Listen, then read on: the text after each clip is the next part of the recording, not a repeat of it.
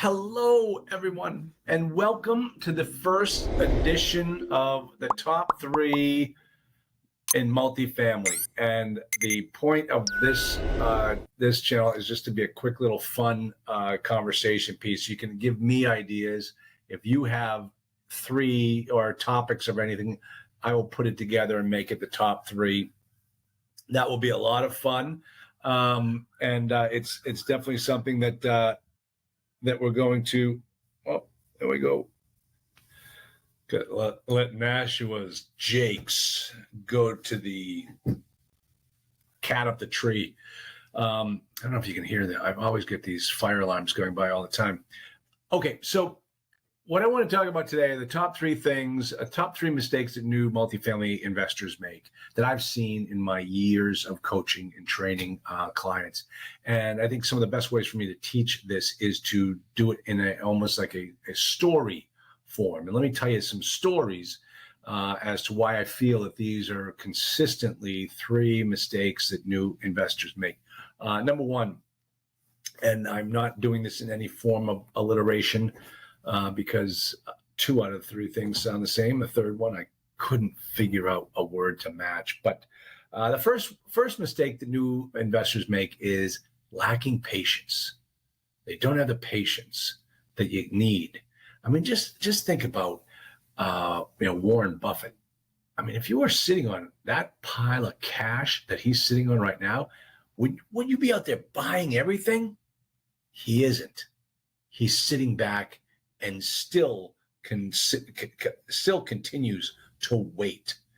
And I'll tell you, if he doesn't find what he's looking for, he just sits back and holds onto his cash. And new investors should be the same way. Multifamily is no different. You're an investor. We don't pay retail for things. Wait until you find that great deal and then pounce on it. But so often I hear new investors say, I just need to make a deal. I just want to get into a deal. I just want to say that I own and operate a property. I'm telling you right now that that's the worst reason to get a deal done. And you know how I said that I want to I want to use stories in these educational videos that I'm doing? Well, look no further than sitting right here in front of you. When I first got started in this business, that was my mantra. And I wanted to go big or go home. And I rushed into things. I'm like, yeah, let's do it. Oh, we'll make this work. Oh, no money down. Oh, blah, blah, blah. And I'll tell you, folks, I think I made every mistake in the book. And like they say, success is a lousy teacher. Failure is a college education. So I've got my every degree in the book, if that's the case. And what I learned most was to be patient. You know, I'm dealing with that right now with one particular student of mine who's looking at a deal, and we're looking at it, and he's already, he spent money on this, he spent money on that. Like, okay, you might come out of pocket a little bit to find out that you shouldn't do this deal. But the last thing you want to do is do the deal and then find out how much you're really going to be out of pocket. So that is first mistake I see new investors make, is lacking the patience when finding a deal. Don't fall in love with these properties. They won't love you back. They are just cold, hard, inanimate objects. So that's my first mistake that I see new multifamily investors making. The second one, and boy, do I have a lot of examples in this one. The second one is passivity. Patience, passivity. So many times I see people saying that this is a passive business, passive investing, mailbox money, wait for the mailman to show up to send you your check. That's la la land. That is where dreams go to die. Folks, don't think that this is a passive business. It isn't. Even if you're an LP, it isn't. And I have a client who's finding that out the hard way. And if you go back and you look at the real deal, and I'm going to give you a tip. This is a little bit of an aside right now, but there's a website that I want you all to check out. Ready? Write this down. It's called viceroyresearch.org. They are pulling the curtain back on Arbor Financial, and they are bringing the receipts. Look at all of their publications and reports. And there it is. Look at all of their publications, reports, most importantly, the most recent ones regarding Arbor.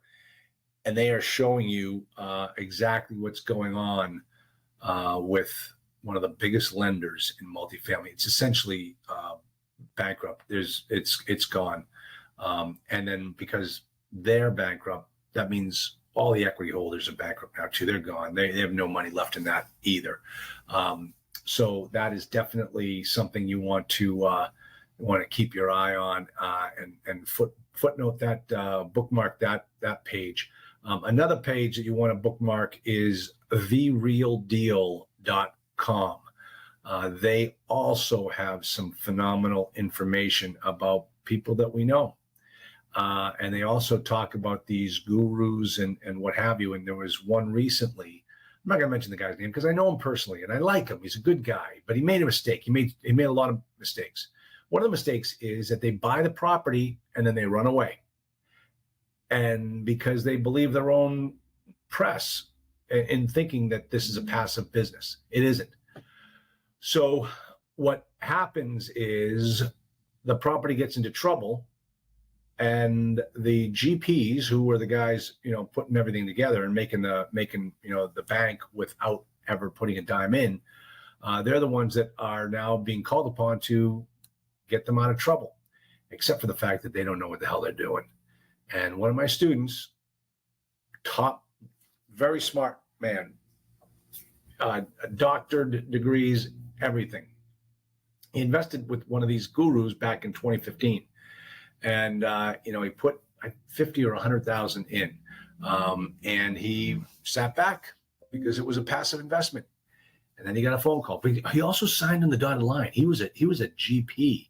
I say he was an LP. He was not allowed. He was not part of the GP class that ran it, but he signed on the dotted line. So he's a sponsor, which is a big mistake. Should never have done that. But he gets a phone call from the bank saying, hey, we're having a cash call. Now, you're in trouble when the GP doesn't have the cash call. The bank has the cash call. You're asking yourself, Charlie, how does a bank have a cash call on my property? Very easily. Two ways, actually. And here are the two ways it can happen. And okay, let me explain. The timing of these two ways is very important. So one way that the bank will have a cash call is they will send out an appraiser to look at your property. This happens a lot if it's a local lender, not necessarily if it's a commercial mortgage-backed security lender. This happens a lot if it's a local lender, because those guys have to answer to the bank examiner from the state that they're in. And the bank examiner comes in and says, hey, you gave this multifamily property an 80% LTV loan, and cap rates have gone up. Go get this property reappraised. And so they call you up and say, hey, we need to have the property reappraised. Okay. All right, let's go right ahead. Oh, it's $15,000. Oh, well, you guys pay that, right? Oh, no, we're a bank. You pay that. And so they pay the $15,000 and you pay the $15,000. You get the place appraised. It tells you what you already knew, that the cap rates have gone up. And the bank comes back and says, hey, we got a problem. Your collateral does not meet the 80% threshold that we need it to. We need you to give us some money. That's one way that the bank will have a cash call. They'll bring the valuation up or the loan to value. The value of the property has gone down, so the collateral has to go up. So So in all that regard, that's one way the bank is going to call your note. Well, that's the first step before calling it. But the other way is they don't send in an appraiser; they send in an engineer, and they do a physical needs assessment, a P&A, or a property needs assessment, or a there's one other 3-letter acronym for it. I can't remember off the top of my head. But basically, the engineer goes out and says, yeah, this property is not worth as much. In order to bring it up to collateral, you got to put $440,000 back into this property. And they knock on your door and say, you need to put up $440,000, or we're gonna foreclose you in 30 days. And then they start threatening you with the bad boy provision because you've committed waste. You haven't recommitted into that property. You haven't spent any money on bringing that place up to the way you said you were going to have it. So we're going to come after you for any deficiencies. That's the other way that the bank can call your note. And that's exactly what happened in my client's case. The bank sent an engineer out there to do a report, unbeknownst to any of the investors. And all of a sudden, the GP is wondering, like, hey, we're going to need to put up some money or we're out of business. And that's exactly the situation that they're in. So now my client, who thought it was a passive investment, he just signed on the dotted line, he's going to make all this money. Now he's having to come out of retirement and have to go put this deal back together because the guy, the guru team, well, they're off to bigger and better things. They don't want to have anything to do with it. And so that is the problem that we're seeing right now is these banks are getting tough to deal with because they really don't have a choice. They're in big trouble themselves. And that's why now is a phenomenal time to get moving in this business. Okay, so anyway, so the biggest mistake, thinking it's passive business. It's not. It's not. Don't think it is. It's great business, best business in the world. And you can run it from anywhere in the world, but you got to know how to run it. You got to know how to manage it. And that's part of what we're teaching. And it's to help you learn and understand this business as a business, which gets me to number 3. The number 3 reason that mistake that new investors make is they don't realize that this is a business. And if you come from the school of passive thought, you're never going to understand this one. But you've got to understand that this is essentially a business. And what we've done with our program is we essentially started creating a model for a franchise. This business, you can replicate it, and anyone can do this. You just have to replicate it. And you have to build the systems and implement the systems and just work the systems. And if you do that, if you keep your eye on the customer journey, you can't help but win in this business. And so that's the biggest mistake I see new investors making is that they don't understand that when you get into multifamily real estate investing, it's a business. You can't just stick your toe into it, dabble a little bit, and jump out. In order to get to that level that is going to provide you with the lifestyle that you and your grandchildren will enjoy, you've got to come at this like a business and continually run it that way. And the way to do it is to set up systems that work in your business while you're not. So we're going to show you how to work on your business so that people can work in your business and you can keep doing what you're doing while you build up your multifamily business. That's the key. And we break it down step by step. We get even right down to the email funnels that you're going to need to have in order to reach out to your customers. And then we tell you who your customers are, because that's another problem that people don't seem to understand, that in the multifamily business, there are several different types of customers. And a new investor doesn't even understand that. And therefore, they'll never understand that they have to build systems regarding their customer's journey. And that includes the seller of the property. He's going to be one of your customers. Anyone that gives you something of value in this business, you have to consider as a customer. When a seller accepts your offer and signs on the dotted line and gives you that purchase and sale contract and says, let's get to work, that purchase and sale contract is an asset. It's an asset that you can sell. That man or woman just gave you something of value. that person is a customer.